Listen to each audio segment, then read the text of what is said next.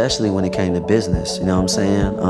Like I said, a lot of my lessons I had to pay for. And you know, I actually wear that proudly, you know what I'm saying? From the beginning, Omarion's life has been marked by intense relationship drama and career challenges.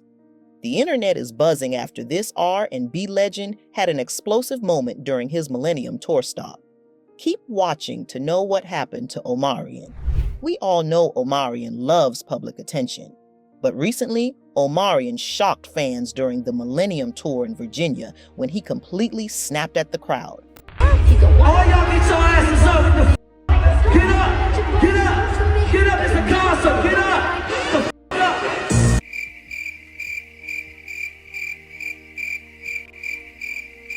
The singer can be seen fuming with frustration. This wasn't just any show. This was the star-studded Millennium Tour featuring Bow Wow,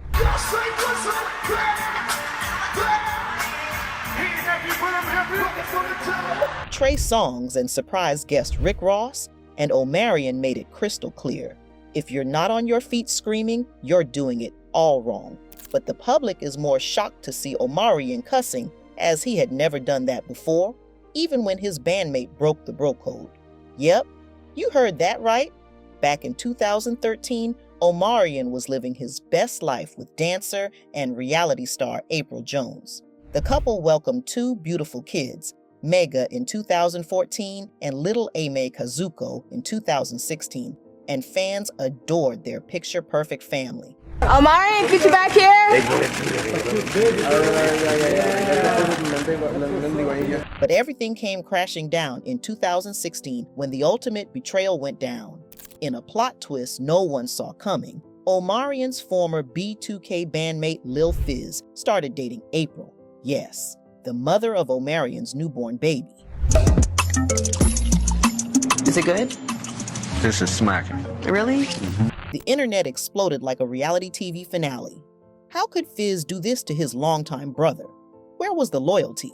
Social media became a war zone, with Omarion leading the charge against Fizz, throwing serious shade online. He would never speak upon it. You was him and now you his baby. How you supposed to him? If a man left his family and whoever I choose to lay in the bed with, it ain't for nobody. It's nobody's business. The drama reached nuclear levels when B2K reunited for the Millennium Tour. Imagine having to perform night after night with the guy who's dating your child's mother. The tension was so thick, but Omarion kept his calm and showed that he was a bigger person. Years later, Omarion would reveal just how deep the betrayal cut, admitting that forgiving Fizz was one of the hardest things he's ever had to do. Or I should say that when something affects her, it affects my kids, and that affects me. That affects me, my kids. And the ultimate irony? April and Fizz's relationship didn't even last, leaving fans to wonder, was all this drama even worth it? Lately, Fizz apologized, saying, I made a lot of mistakes that I'm not happy with, and that's one of them, you feel me? So like, I made amends with it, I apologized publicly, I knew I was wrong, I gotta live with that. That says a lot, considering all the drama he's been through in his career. Talking about his career, let's recall the time Omarion, fresh off his solo success, signed to Lil Wayne's powerhouse label Young Money in 2009, thinking he was about to level up, only to get played, delayed, and straight up ignored, while Drake and Nicki Minaj were blowing up. I never Nicki cause she got a man, but when that's over, then I'm first in line. While Drake and Nicki Minaj were getting the superstar treatment with unlimited budgets and prime promotion, Omarion, already an established hitmaker, was getting treated like yesterday's news. The label straight up ghosted him when it came to creative support, forcing him to stay boxed into his old sound while watching others evolve. But the real scandal? Those mysteriously delayed payments that had Omarion chasing his own money like an unpaid intern. After just one brutal year of being ignored, underfunded, and creatively stifled, Omarion bounced with the ultimate shady exit line. It was a learning experience. Translation? I got played. The whole messy situation exposed Young Money's clear favoritism. They wanted R&B credibility without actually supporting R&B artists. I was supposed to get my advance, and the lawyers were talking, and basically upon signing, you're supposed to get your advance in a specific amount of days or time, and within that time, my check didn't come, and you know, that raised a lot of questions for me. Another career meltdown was when the B2K band broke up. The B2K breakup wasn't just some peaceful parting of ways. It was a messy, drama-filled explosion that left fans shocked. Back in their prime, B2K exploded onto the scene in the early 2000s, becoming the biggest teen R&B group of their time. Their debut single, B2K, yo, where you at? Girl, you messed up when you let me in. 2001, was an instant smash, and their self-titled album, B2K, 2002, shot to number 2 on the Billboard 200. Then came Pandemonium, 2002, which went platinum thanks to their iconic hit, Bump Bump Bump, a feat of P. Diddy, which topped the Billboard Hot 100. Bad boy, B2K. Yo, talk to him, player. They were unstoppable, but behind those matching outfits and slick dance moves, pure chaos. Omarion, clearly the star, started demanding more creative control, while rumors flew that manager Chris Stokes was playing favorites. The money situation got ugly too. The guys later admitted they weren't seeing nearly as much cash as they should have been making.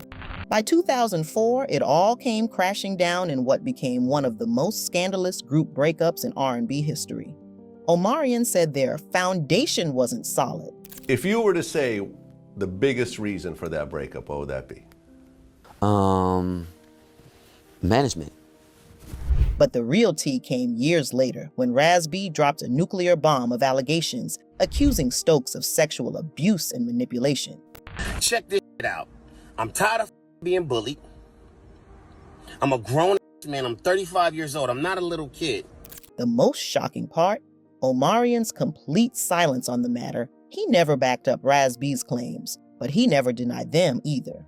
While Omarion moved on to solo success, the shadow of B2K's messy end followed him, especially when he had to reunite with the guys years later for tours, forcing smiles through what had to be the most awkward backstage moments in music history. Before he was making hits and headlines, Omarion Ishmael Granberry was just a talented kid from Los Angeles with big dreams. Born on November 12, 1984, he was destined for the spotlight. You could see it from his very first dance recital at just 3 years old. New fools that are cool and the sweetest, honey, whatever mood you're feeling. You don't need a lot of money. Those smooth moves landed him commercials for McDonald's and Kellogg's Corn Pops before he even hit double digits. Right. Relax. Meatheads eat meat, not my pops. These guys sure can eat. Sure can. And let's not forget his early gig as a background dancer for girl group Block. Talk about paying your dues. Clearly, the entertainment bug came naturally, thanks in part to his mom, Leslie, a celebrity hairstylist who'd later create B2K's iconic looks. By 15, Omarion had become the undeniable star of B2K, Boys of the New Millennium. And oh boy, did they take over the early 2000s. We're talking instant classics.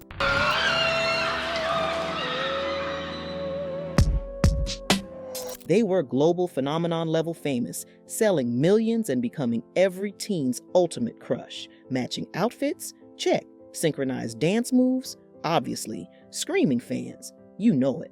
But here's where it gets good. When B2K called it quits, Omarion didn't just fade into darkness. Nope, he came back swinging with his solo debut, Oh, in 2005, which shot straight to number 1 like it was nobody's business. And let's talk about Icebox. That Timbaland-produced masterpiece didn't just blow up. It became one of the defining R&B tracks of the entire decade. Fussing and fighting, we back at it again. I know that it's my fault. Oh, and because being a chart-topping singer wasn't enough, he decided to conquer Hollywood too with roles in You Got Served and Fat Albert. Fast forward through all the drama to a king who always bounces back. These days, Omarion's still selling out tours and has a net worth of $6 million. He's dropping new music, and most importantly, he's being an awesome dad to Mega and A-May. Happy birthday. All right, now say peace. Happy.